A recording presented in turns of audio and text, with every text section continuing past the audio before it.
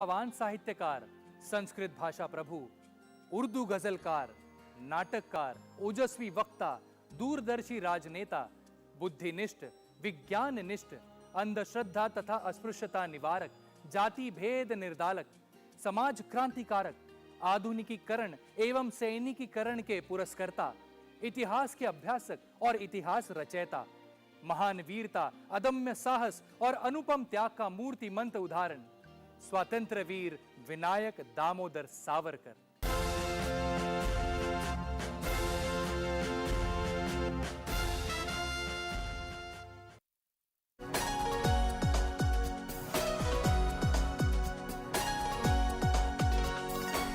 जिंदगी देती है तजुर्बे बेशुमार, होते हैं कितने ही हादसे बेशुमार। जिंदगी देती है तजुर्बे बेशुमार।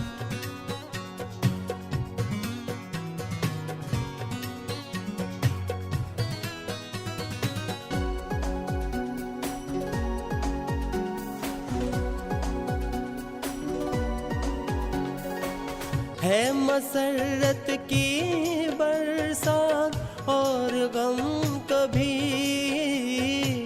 जश्न खुशियों के हैं और मातम कभी, सुख का मौसम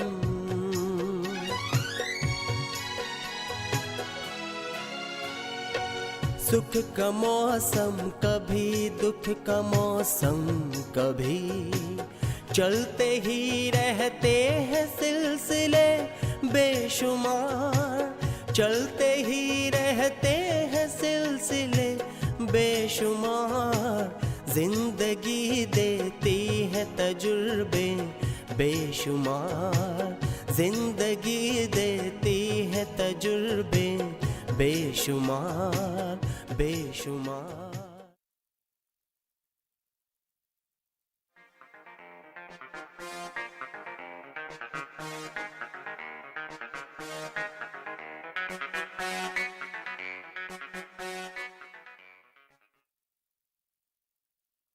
ये लीजिए, आपका लंच बॉक्स तैयार है। अच्छा साइमा, आज मुझे दफ्तर से लौटने में देरी हो जाएगी। तो इसमें कौन सी नई बात है, रोजी की तरह। यह तो एडवांस में इसलिए बता रहा हूँ कि तुम्हें बाद में शिकायत का मौका न मिले। और अगर शिकायत करती भी हूँ तो इससे आपको क्या फर्क पड़ता है? आप एक कान से सुनकर दूसरे कान से निकाल जो देते हैं। ठीक है, अगर तुम्हें इस बात से दुख पहुँचता है तो अगली बार से इस कान से सुनूंगा और इस कान से निकाल दूंगा। आपके बारे में चाहे मैं जो राय रखूं, आप बदलने वाले तो है नहीं। अब यूं ही बातें करते रहेंगे, ऑफिस भी जाएंगे। हाँ हाँ, मुझे देरी हो रही है। जी। अच्छा, खुदा हाफिज। खुदा हाफिज।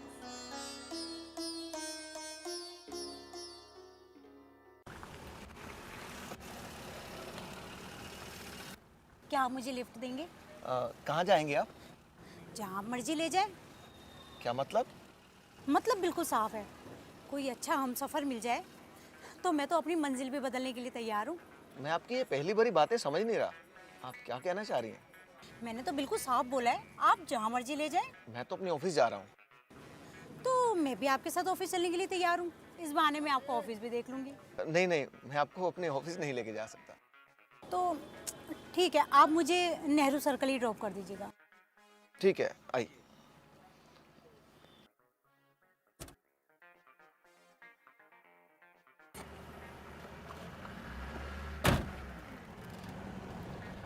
तो क्या कह रही थी आप? लीजिए, आपका नेहरू सर्कल आ गया। जी शुक्रिया। वैसे इस इतवार क्या कर रहे हैं आप? इतवार को जी कुछ नहीं। तो ठीक है, इस इतवार को इसी जगह ठीक 11 बजे मिलते हैं हम। बाय।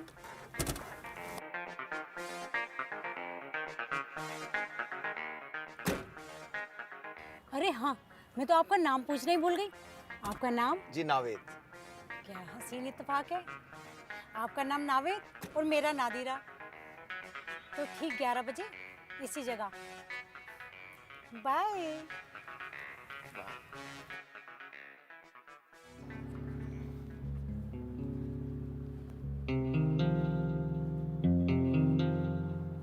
नादिरा ने 11 बजे का टाइम दिया था, 11:30 बजने को हो गए और कहीं दिखाई नहीं दे रही।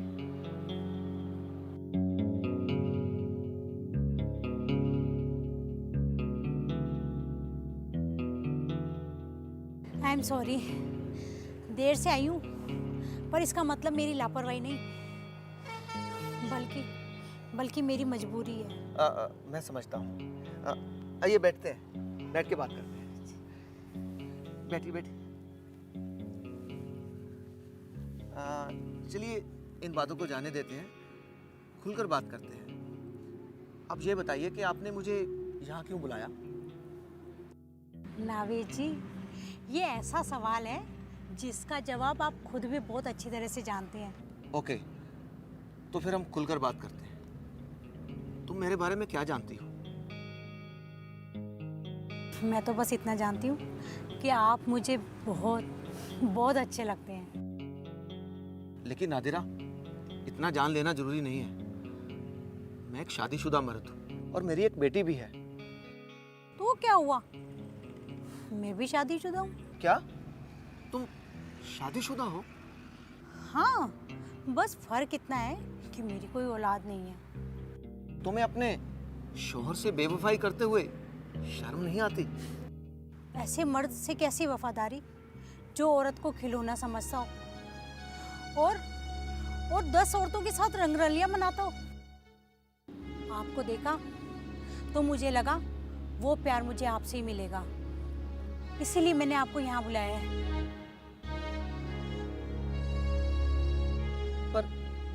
पर एक शादीशुदा मर्द तुम्हें प्यार कैसे दे सकता है? मैं ये नहीं कहती कि आप अपनी बीवी को छोड़ दें, लेकिन थोड़ा प्यार आप मेरी झोली में भी डाल दें। नादिरा, कुछ प्यार ऐसे होते हैं जिन्हें बांटा नहीं जा सकता। मैं अपने पति की हरकतों से इतनी डिप्रेस हो चुकी थी कि मैं खुदकुशी करने के बारे में सोचने लगी थी। मेरे गम का इलाज सिर्फ मौत है, मौत। नावेद, मैं खुदकुशी कर लूंगी, खुदकुशी कर लूंगी मैं।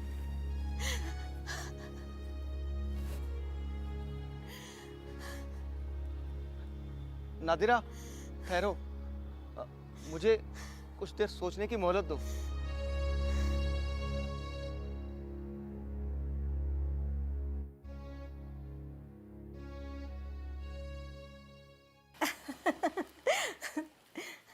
अब बैठो।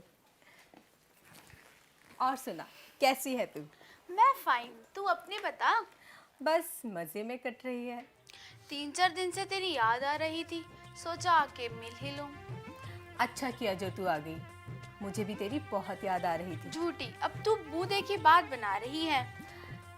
ठीक है, नहीं मानती तो मत मान। पतिदेव कहाँ रहते हैं तेरे, दिखाई नहीं देते? उन्हें ऑफिस में कुछ ज्यादा ही काम रहता है, इसलिए अक्सर देर से ही आते हैं। देख सीमा, पति अगर अक्सर देर से घर आए ये अच्छी बात नहीं है। I mean, दाल में कुछ काला हो सकता है। ये तेरी शक करने की आदत कब जाएगी? यहाँ कुछ ऐसा नहीं है।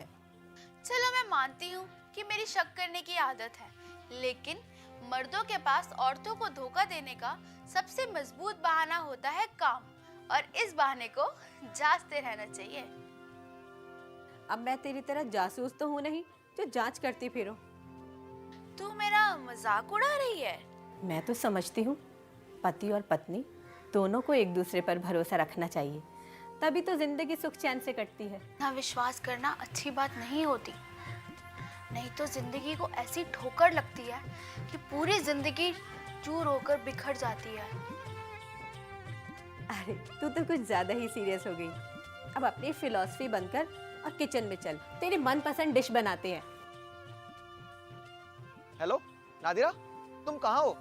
मेरी बात सुनो। मेरी बात ध्यान से सुनो नावेद, इस वक्त मैं तुम्हारे से ज़्यादा बात नहीं कर सकती, इसलिए कल मुझे 2 बजे गोल्डन पार्क में मिलो, सारी बातें वहीं होंगी। मेरी बात तो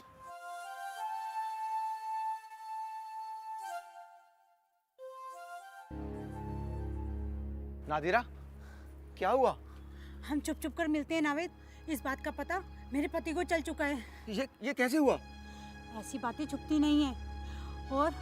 और उसने मुझे घर से बाहर निकलने पर भी पाबंदी लगा दी है। और उसने तुम्हें जान से मारने की भी धमकी दी है। क्या बोला? हाँ। मुझे जान से मारेगा? उसके बाप का राज है क्या? ये हमारी आखिरी मुलाकात है नावेद। तुमने बड़ी आसानी से कह दिया कि ये हमारी आखिरी मुलाकात है। क्या तुम्हें लगता है कि अब हम एक दूसरे के बिना जी सकते हैं?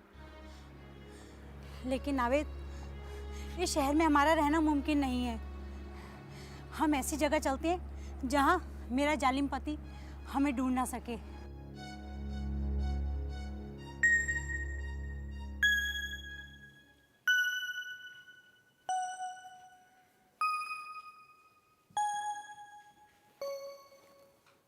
क्या बात है, आप अभी तक सोए नहीं?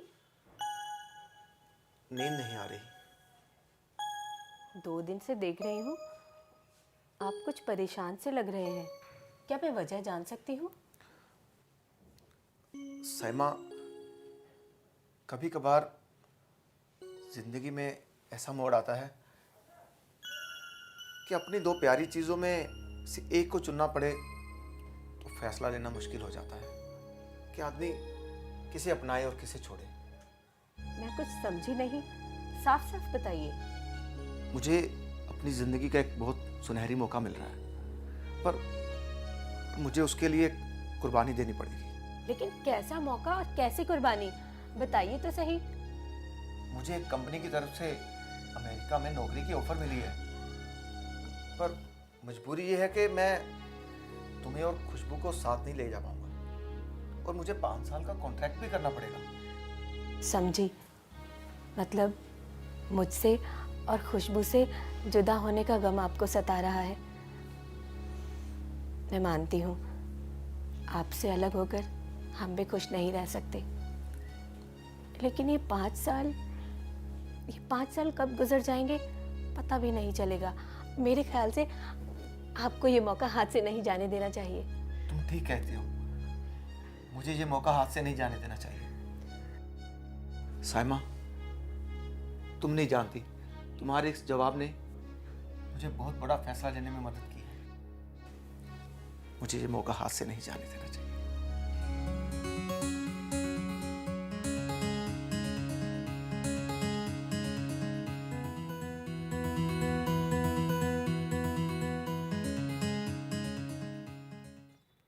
अरे कोई है? कोई है यहाँ पर? लगता है कोई नहीं है यहाँ पर। वहां देखता हूं।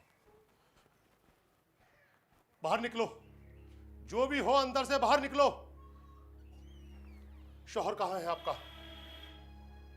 आप कौन हैं और इस तरह चिल्ला क्यों रहे हैं? मैं पड़ोसी हूँ आपका, सामने वाले घर में यहाँ पर रहता हूँ।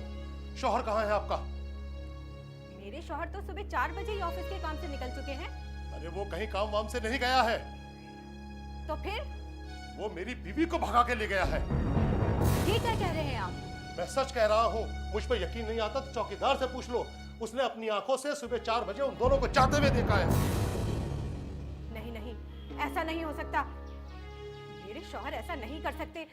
मैं अपने शौहर को अच्छी तरह से जानती हूँ। अरे मैं भी अपनी बीवी को बहुत अच्छी तरह से जानता हूँ। बड़ी बेवफा है वो, समझी? कुछ भी कर सकती है। उसे इस काम को करने में जरा भी शर्म नहीं आएगी। अरे वो जाए तो भाड़ में जाए, तुम्हारा शौहर जाए तो भाड़ में जाए। अफसोस तो मुझे इस बात का है कि कमबख्त जाते जाते मेरा 2.5 लाख कैश और 4-5 लाख रुपए के जेवर भी ले गई है। 1 मिनट।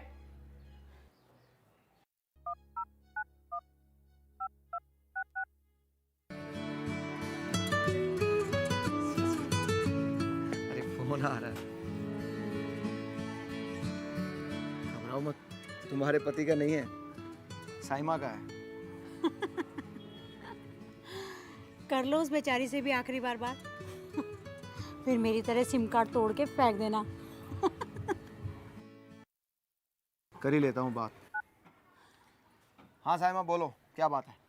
ये मैं क्या सुन रही हूँ? आप एक औरत को लेकर भागे हो? भागा नहीं हूँ, उसके साथ जा रहा हूँ। तो इस तरह चोरों की तरह मुंह छुपाकर क्यों जा रहे हो? मुझे फोन दो, लाओ। तुम्हारा पति बोल रहा है बीच में। देख बे, मुझसे पंगा लेना तुझे बहुत महंगा पड़ेगा। सीधी तरह से चुपचाप मेरा पैसा और मेरा जेवर मुझको लौटा दे, वरना बहुत खतरनाक आदमी हूं मैं। मगर नादिरा कह रही है कि वो तुमने उसे दहेज में दिया है। तू जहां कहीं भी जाएगा मैं तुझको ढूंढ निकालूंगा, मुझसे छुप नहीं पाएगा तू। ऐसी तो तू क्या मुझे तुम इस फोन के जरिए ढूंढ निकालेगा?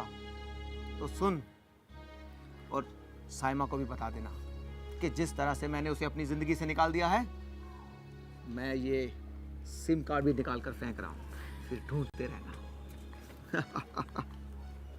हेलो हेलो, फोन काट दिया, फोन काट दिया उसने।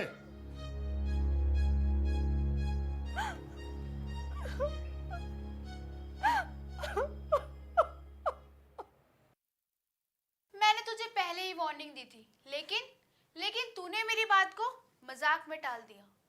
तब तक मेरे भरोसे को इतनी ठेस नहीं पहुंची थी, इसलिए मैंने तेरी बात नहीं मानी। मैं मानती हूँ मर्दों की फितरत ही ऐसी होती है, औरतों को खिलौना समझते हैं और अपनी नीयत बदलते रहते हैं। शायद तू ठीक कहती है। 3 महीने हो गए और नावेद का कोई अता पता नहीं। करना भी क्या है उसे पता लगाकर? क्या करेगी तू उसे पता लगाकर? अब तू भी उसे भूल जा। अब मुझे ये घर खाली करना पड़ेगा। नावेद ये घर बेचकर गए हैं। Oh my God. और खुशबू के कॉन्वेंट से भी उसके प्रिंसिपल का फोन आया था। उसके 2 महीने की फीस बाकी है। समझ में नहीं आता मैं क्या करूं। अब तुझे अपने पैरों पे खड़ा होना पड़ेगा। मगर कैसे? नौकरी इतनी आसानी से नहीं मिलती। मेरी नजर में एक नौकरी है तेरे लिए। सच? हाँ सच। यहीं पास में एक रिटायर्ड ऑफिसर है। उन्हें अपनी बीवी की देखभाल के लिए एक ऐसी औरत चाहिए जो 24 घंटे उनके पास रहकर उसकी देखभाल कर सके। क्या तुम ये करोगी?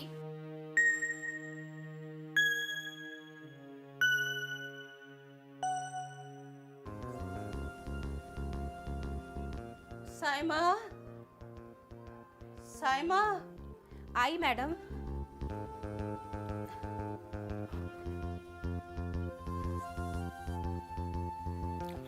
मैं आपके लिए चाय लेकर आती हूँ। रुको जी। मैं तुमसे कुछ बात करना चाहती हूँ। जी कहिए। तुमने मेरे लिए इतना सब कुछ किया, इतनी खिदमत की, इसका शुक्रिया मैं कैसे अदा करूँगी?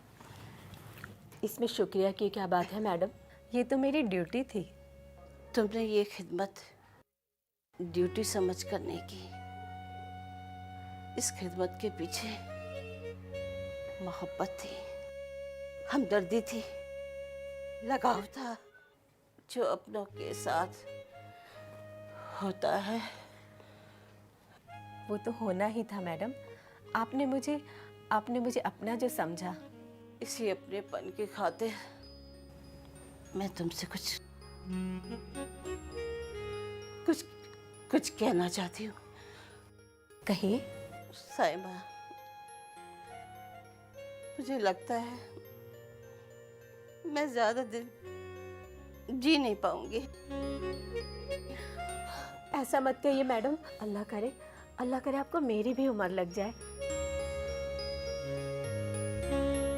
प्लीज मुझे अपनी पूरी बात कहने दो। हमारे जाने के बाद काजी साहब अकेले हो जाएंगे, बिल्कुल अकेले हो जाएंगे। समझ लो कि टूट जाएंगे।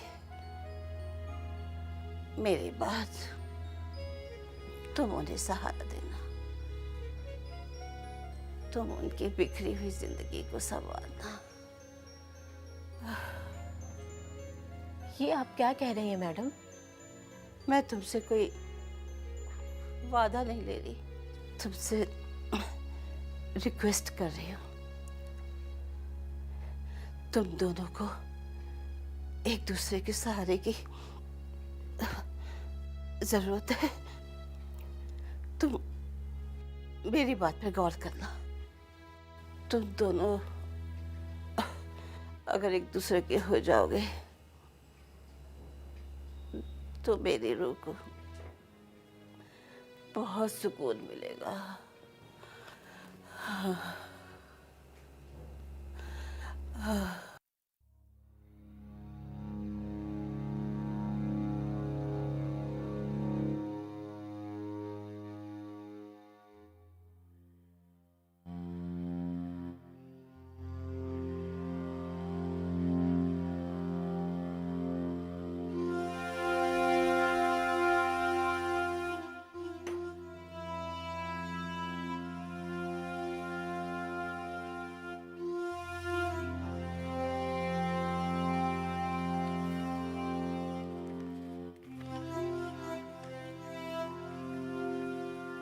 मैं ये खत जेल से लिख रहा हूँ। मैं तुम्हारा मुजरिम हूँ। मैंने तुम्हारे साथ जो धोखा किया वो गुनाह माफ़ करने के लायक नहीं है। याद है एक बार तुमने कहा था हम सभी उलझी हुई डोर की तरह हैं। हम चाहते हैं कि दूसरा हमें सुलझा दे। अब ये दूसरे की धीरज पर है कि वो हमें कितना संभाल कर सुलझाता है, तो गांठें खुलने की बजाय और बढ़ जाती हैं। इस वक्त मेरी उलझी हुई गुत्थी तुम्हारे हाथ में है। मेरे पास ना तो जमानत के पैसे हैं और ना ही कोई मदद करने वाला है।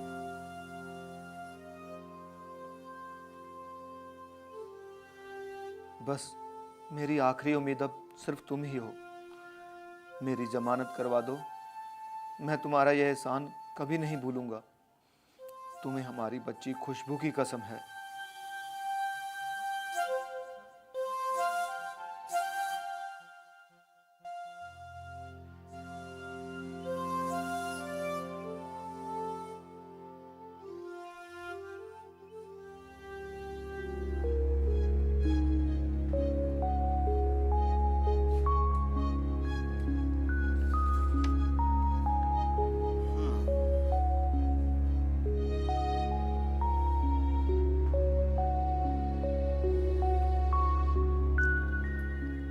शायद आप हमसे तवक्को रखती हैं कि हम आपके खामिद की जमानत करवा दें, हैं? जी हाँ।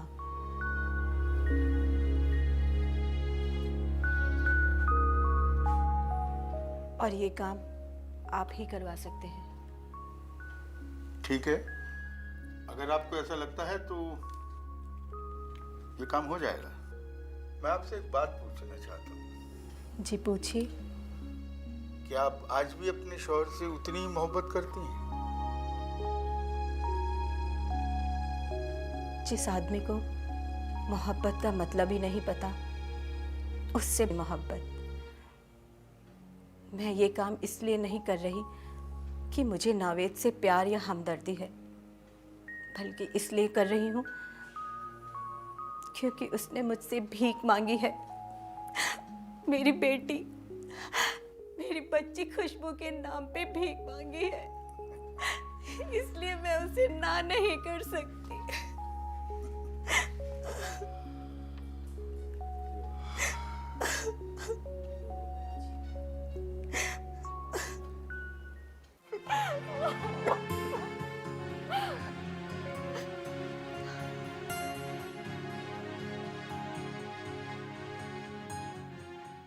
वालेकुम सलाम मिर्जा साहब। भाई क्या बताऊं, आप तो समझ सकते हैं बेगम साहिबा के इंतकाल के बाद जिंदगी कितनी मायूस और तन्हा हो गई है। खैर ये मेरा वादा है कि जब भी मौका मिलेगा मैं फरीदाबाद आपके पास ज़रूर हाजिर होऊंगा। जी जी, खुदा हाफिज भाई। अच्छा काजी साहब, अब मैं इजाज़त चाहूँगी। इजाज़त? कैसी इजाज़त? जिनकी खिदमत करने में यहाँ आई थी, जब वो ही नहीं रही तो मेरा यहाँ रुकना बेकार है। ये आप कैसी बातें कर रही हैं? मैं समझ सकता हूँ आप बहैसियत एक केयर टेकर के इस घर में आए थे, लेकिन आप तो अब इस घर के एक अहम फर्द बन चुके हैं। अब तो आपको इसी घर में रहना चाहिए। मैं आपकी जज्बातों की कद्र करती हूँ काजी साहब, मगर आपके ये पाक जज्बात उनको दुनिया गलत नाम देगी। क्या मतलब? मतलब ये कि जब एक पराया मर्द और एक पराई औरत एक ही छत के नीचे रहने लगे तो दुनिया इस रिश्ते को किस नजर से देखेगी? आप वजह फरमाती हैं। ये दुनिया हर रिश्ते को कोई ना कोई नाम देना चाहती है, और अगर किसी रिश्ते का कोई नाम ना हो तो उसे गलत नाम भी दे दिया जाता है। इसीलिए काजी साहब मेरा यहाँ से जाना ही मुनासिब होगा। देखिए, अगर आप बुरा न माने तो मैं आपसे गुजारिश करता हूँ कि मैं आपको और आपकी दुख्तर को अपना नाम देने के लिए तैयार हूँ। काजी साहब, इसके बारे में मैं आपको सोच समझ के जवाब दूंगी। अब मैं चलती हूँ। खुदा हाफिज। अल्लाह हाफिज।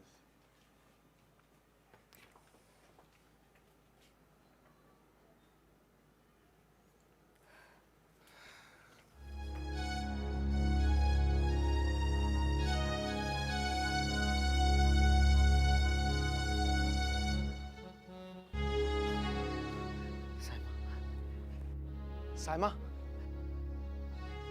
मैं कब से तुम्हें मिलने की कोशिश कर रहा हूँ, तुम्हारा फोन भी नहीं मिल रहा था। मैं तुम्हें एक बात कहना चाहता हूँ। देखो, मैंने तुम्हें अभी तक डाइवोर्स नहीं दिया, और जब तक डाइवोर्स नहीं दिया तुम कानूनन तौर पर मेरी बीवी हो।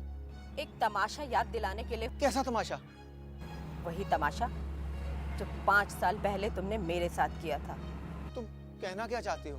यही कि मैं अपनी बेटी खुशबू को लेकर हमेशा हमेशा के लिए जा रही हूँ। तुम कहाँ जा रही हो?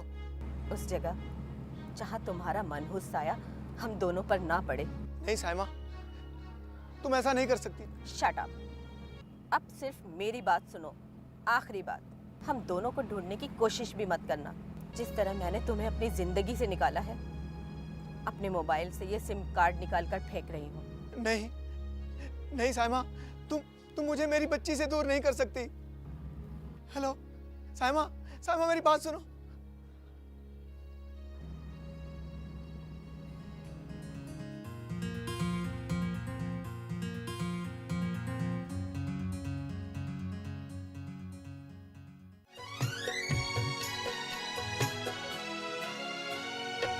फिर भी एक बात हरगिज ना ये भूलना, अश्क के साथ है कहे बेशुमार, अश्क के साथ है कहे बेशुमार, जिंदगी देती है तजुर्बे बेशुमार, जिंदगी देती है तजुर्बे बेशुमार, बेशुमार, बेशुमार, बेशुमार, बेशुमार।